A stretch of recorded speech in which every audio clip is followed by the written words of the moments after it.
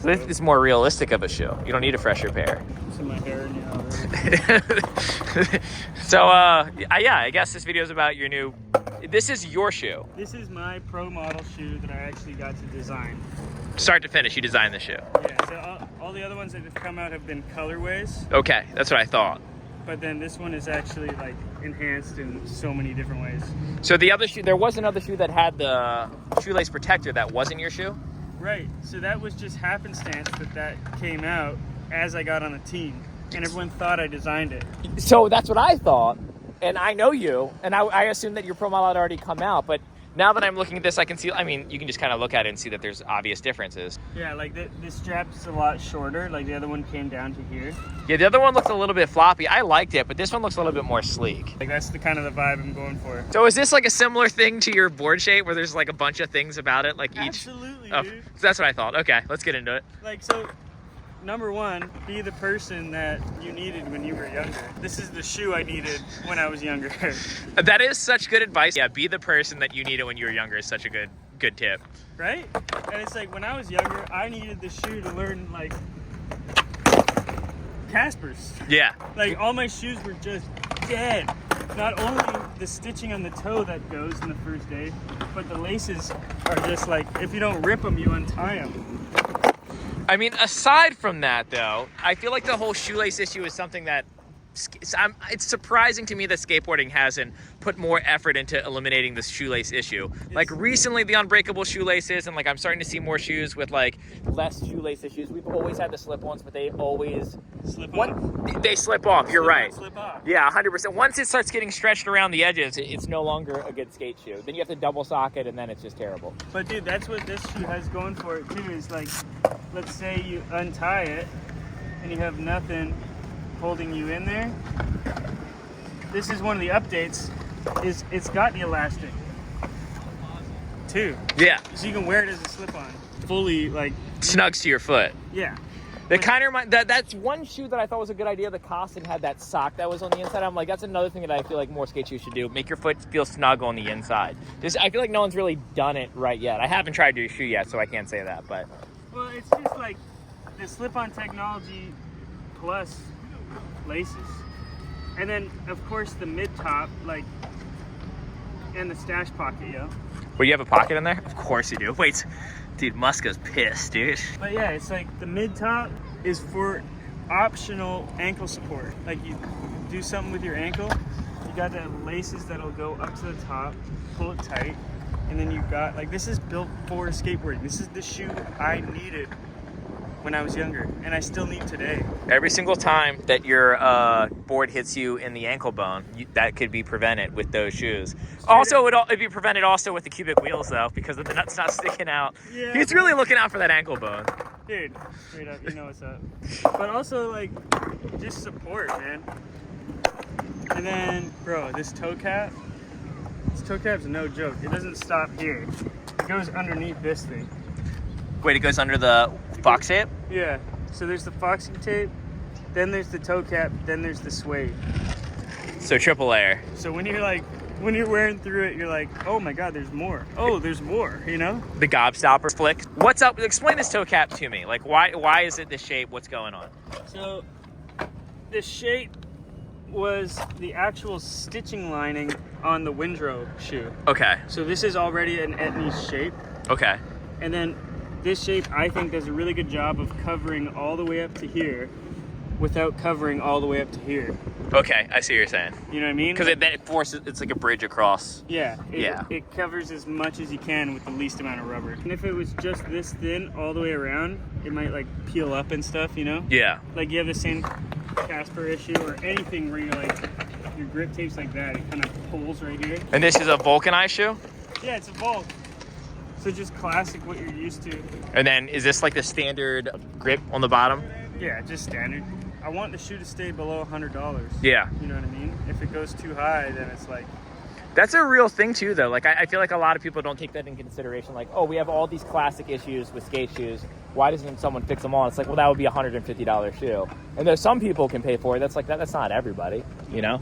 That's a cool thing to keep in mind. Like trying to keep it like a lower price. And keeping it like Volk, like that's just sick. No, Etnies was the first pro shoe. Everybody grew up skating those vault shoes.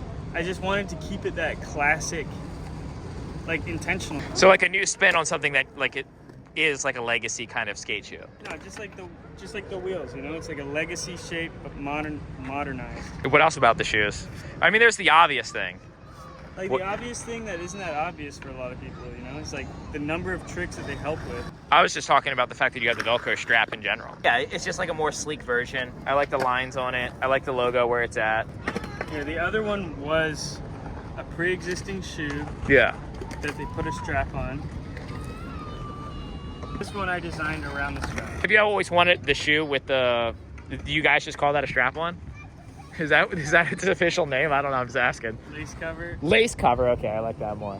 My thing is, imagine designing a body of an animal and having like the intestines on the exterior. You know? No. Elaborate. What is going on, dude? Why are your laces Oh, I see what you're saying. on the outside of your freaking, especially when tricks like involve grip tape to lace contact? You're not wrong. I think that's just like the classic argument of like tradition. Like we're so used to seeing the shoelaces, and I agree that it is sort of counterproductive for certain things, and to put something to get rid of them. You know what I mean? Like I feel like people are very much, or have been traditionally, afraid of new technology in skateboarding. I think we're finally in a point in time where they're like, oh, this makes skating better, I'm gonna try it. So I think finally the shoelace protection time has come. Dude, it exists. We've made You it. can actually buy a shoe that protects your laces and has like, you can skate it for more than a week. I mean, and you can avoid this action. This isn't planned. This is literally just how my shoelaces end up because I rip them in time into a bunch of knots to keep them together. So how long have you been skating that? Just over a week. So that's a week. Been not too many flip tricks, or many flip tricks, and I'm just not seeing the marks. No, it's just like, it starts here and then, I don't even know. I've been doing a lot of kickflips. Do you get? Cause I get my holes here, and then sometimes I'll randomly get a hole here, and I like examining other people's shoes to see where their flicking is. Yours seems to be very consistently just right here. Yeah, that's kind of my zone. Yeah, that's a very, very consistent flicking spot. Yeah. Oh, I like this. It didn't feel like I expected it to feel. Man, that feels sturdy, actually. Yeah, this rubber is the same rubber as the foxing tape. Oh, okay, just like a different color. Yeah, you see some shoes where the toe cap's a different rubber and then the traction is different feeling. Yeah, that's a real thing. I mean, that's like when you finally rip a hole in the shoe and then you shoe goo it, and then the flick of the shoe goo is different. There was a point in time where, to avoid that, I would pre-shoe goo my shoe before I skated it, so it was constantly the shoe goo flick. I know that sounds crazy, but I really did that. No, that's the thing, bro. It's like shoes are almost designed to require shoe goo. You got just some good strong stitching right here. Oh, I like that. This is, why does every skate shoe not have that, by the way? I didn't know about the secret pocket. That was definitely a treat. Dude, the secret pocket makes the strap worth it for people that don't need it for the lace cover. But dude, even if you're not grip tape on the laces, it like keeps your like stuff from going underneath. Well, it keeps your shoelaces from dangling around, and whether you do Caspers or not, you rip shoelaces. Especially me. I'm a whole foot ollie kind of guy. I grip the shoelaces like no other, so. It's insane. And then the other thing is you don't need to tie your laces.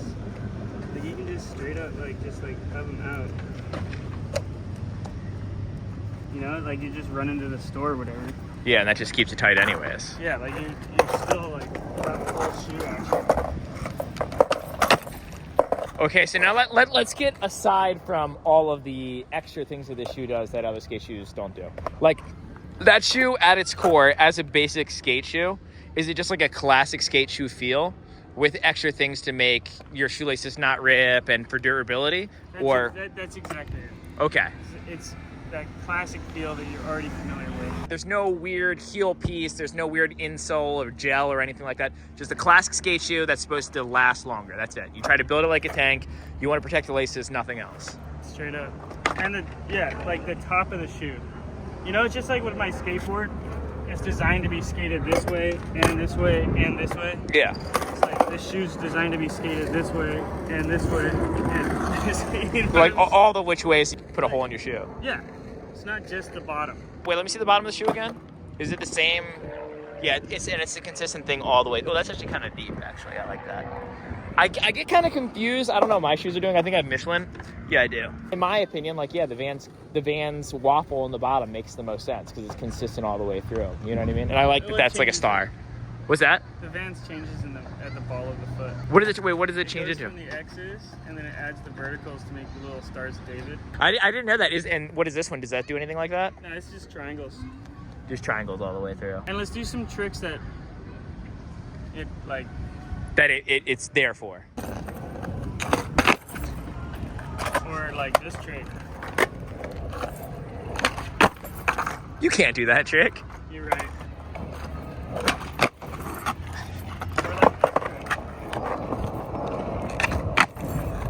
I love it when you do regular impossibles. I don't see them a lot. Or even this trick. This trick, it helps with so much. Kickflip?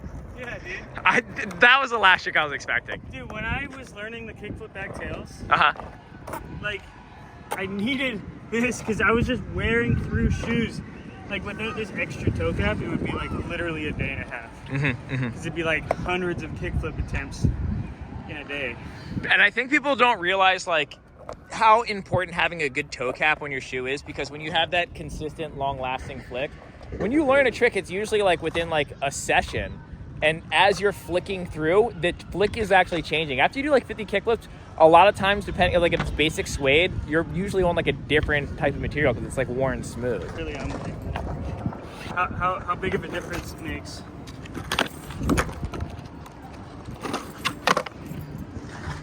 But it's important to realize that it's not just for one type of skating. Like, all flip tricks used, even a freaking ollie uses that part of your shoe. Yeah. Right? As you can see, like, the strap is hitting the grip tape. I don't know if you can slow-mo that. But that would just be lace otherwise. Yeah. Like, it just saves your laces, and it has a durable toe cap. Yeah, man. Skateboarding. Cool. Nollie flip guy? Nollie flip guy. Line. Yeah. You got a line? Yeah, like kickflip manatee, and then nollie cap, switch manatee, and then safety manatee. Also, I love the new, like, old throwback logos of what Edney's is doing right now. Oh, yeah, do that. Heel touch. Did it? Yeah. I couldn't see it with that shoelace cover. Your next shoe has, like, a heel cover, so you can't see when that happens. Same thing. What are you talking about? There's no way your heel touched on that. That cloud looks weird.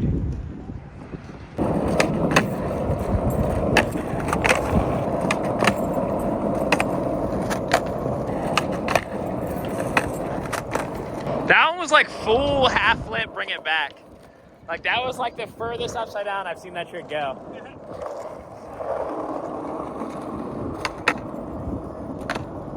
Underrated manual trick. Fake yellow switch manuals are cool.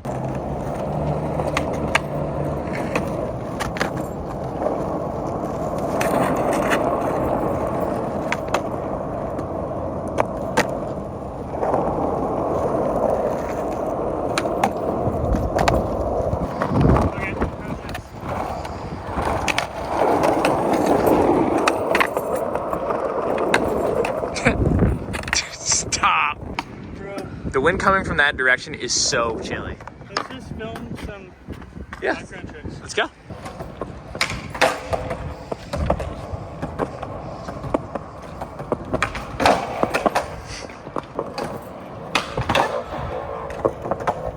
Do you have a frontside version of that trick?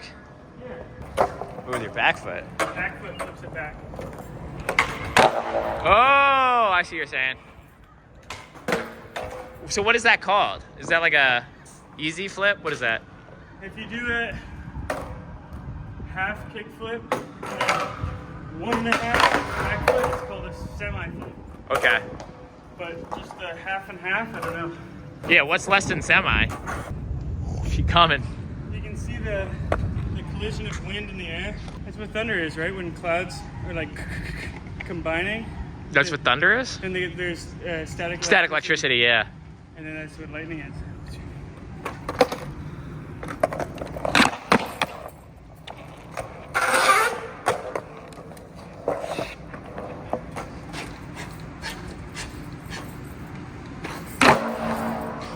think I've seen you do that one. Yeah, I don't do it very often.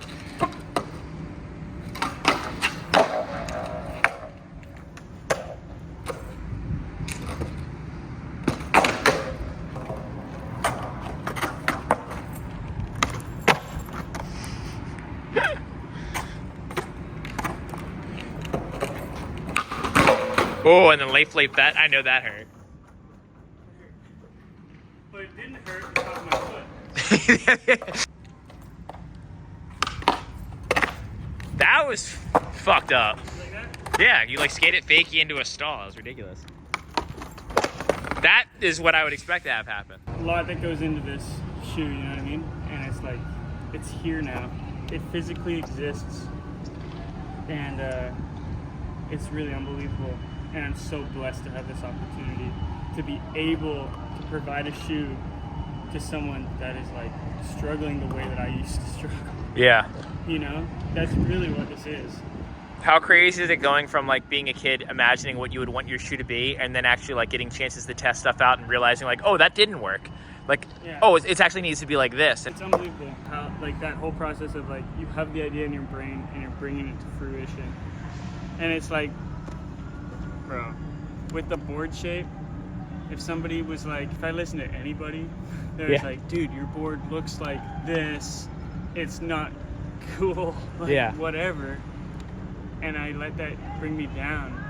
It would never exist. And I feel the same way with this shoe. I mean, I feel like there's a point in time where people would be like, it doesn't matter how cool the strap looks, we just don't want a strap. And now it's finally like, oh, this has a lot of function, let's fuck with this.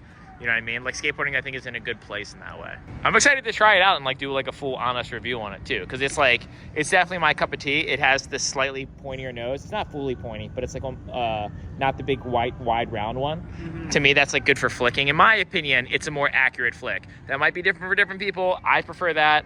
The pointy also breaks in way faster because it's like, when it's round, it tends to like fight wanting to get a little bit more scrunchy, whereas like with the pointy stuff, it's like I know exactly where my toes are and they will bend at the tip when I need them to. So I like the shape of the shoe in general. And then the vulcanized for me, if I'm gonna ride vulcanized, I'm gonna put some insoles in it because I'm 36. But yeah, they look like great fucking skate shoes. Dude, they honestly skate so well. Crap, I learned these last week. Like the first day skating with them, I got this trick, which I don't know why I never had. Lightning, that was crazy.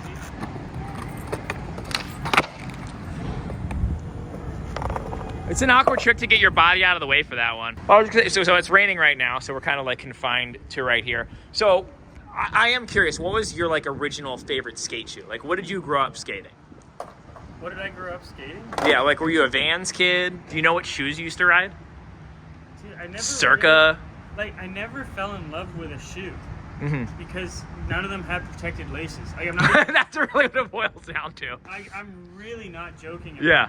that. Like, What shoes were you skating before you got on Etnies? I rode for Vans for a minute Uh-huh. when I was a kid, and then I got on DC pants Okay. at the same time, and then Vans kicked me off, and that was my first time learning about like two of the same genre. Yeah. Because there's DC pants, but DC makes shoes. Yeah. So Vans kicked me off. I was on flow, you know. Yeah. And then I was riding DCs for a while, and then it was Matt Berger that got me on Etnies, and it was like I knew I really wanted to design a shoe that covered the laces. Yeah. This is like 5, 6, 7 years ago, like way before the Olympics and all that. And my first pair of Etnies that Matt Berger hooked me up with was the Long Beach Convention Center Smith Grind. Really? Yeah, that's the first pair of Etnies I ever had. So you've been rocking the Etnies for a while. So like aside from the shoelace protector, is this shoe have like similarities to anything else, or were you literally just thinking, I want to make a souped up, durable, but still slimmed down version of just a classic skate shoe? Well, it's a mixture of the Windrow Etnies shoe and the Score and Jameson. Some of the other shoes were too wide for me. Yeah, that's a big thing. I think most people are gearing towards the pointier toes now anyways. I feel like the big wide nose kind of looks cool, and like I think of skaters like Rob Welsh and sort of that real flowy, big shoelace looking style. But as far as functionality, I was never a fan of it. There are skaters who like it when their shoes feel stiff and they never really feel like they break in, which is a thing that some skaters actually really like. Yeah. You go for the rounder nose. But if you want like accuracy or like, I guess you would say like functionality, like you go for the pointier. Even finesse. Yeah. I feel like the pointy is more finesse. Yeah, your toes are closer to the edge all the way around. It matches up with the angle of your toes. And we got this little logo right here. This is like the and. Oh wait, what? Oh yeah. Logo in the round triangle with the Etnies E's. Well, I thought someone took a photo of us right now, but it was literally just lightning. God, took a screenshot. Can you open it up? Let me see what the shoe looks like with with that to the side.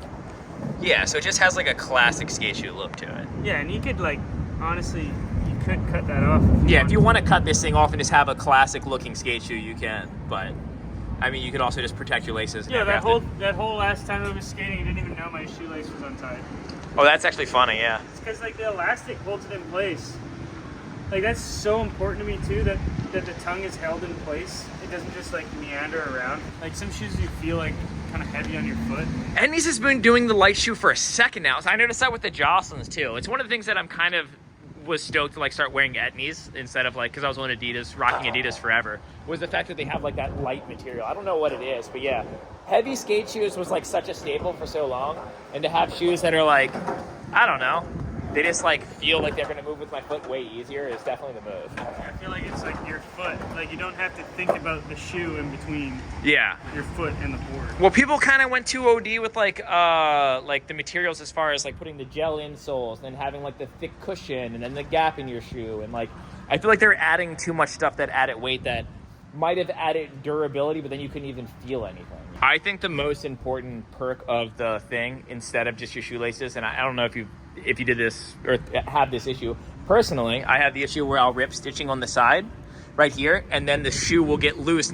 And no matter how much I tighten the laces, look how close the laces are. Here, let me pull this out of the way. Look how close the laces are right here. Because once it rips right here, the shoe itself folds. But since you have that on the far side over, I would be able to just pull the whole shoe tight.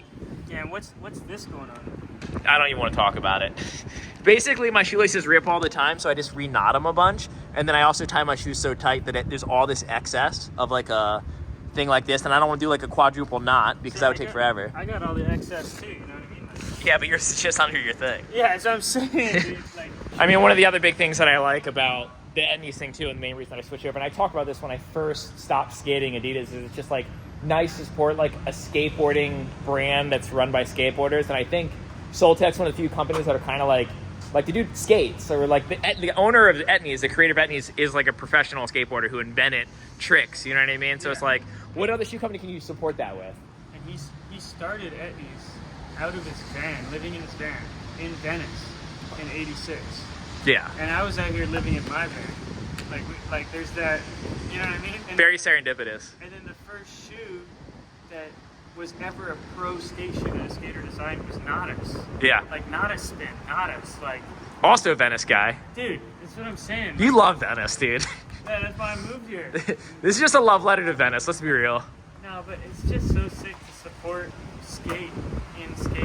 And it's the most core, it's like the Powell Peralta of shoes. And the way that they've done the planting seeds when you buy the pairs, like they've just been doing that for so long now that they've planted full forests.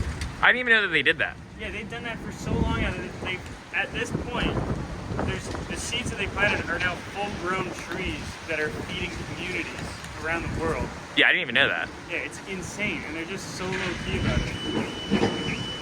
Because it wasn't a hot thing to do when they did it. Yeah. So it wasn't like, because it's been a minute, dude. Yeah. It's been a minute. But yeah, thank you, Etnies. Thank you, Pierre. Thank you, Fred. Thank you, Rick. I think everyone's getting pretty psyched on Etnies right now. Out of all the core brands, I mean, you have Last Resort that people are hyped on, but I feel like Etnies is one of the few legacy skateboard brands that still has like a lot going for it. Because unfortunately, like all the favorite brands that I had growing up have died down a lot, and I feel like Etnies is sort of going the other way, which is not happening for anyone else. It's definitely a weird place for skating right now. And the shoe is out now. Yeah, obviously link in description to buy the shoe. Like, it's out. Yeah. Like, it exists. It's there. If I knew how to make you clicking right here to take you to it, I would, but I don't know how to do that. So all we're going to do is link in description. You can go buy the shoe. Yeah. And this is probably obvious to everybody, but like, that's how you support skateboarders is by buying their stuff. And not only would you be supporting a skateboarder by buying it, you'd be supporting a skater-owned skate brand by buying it.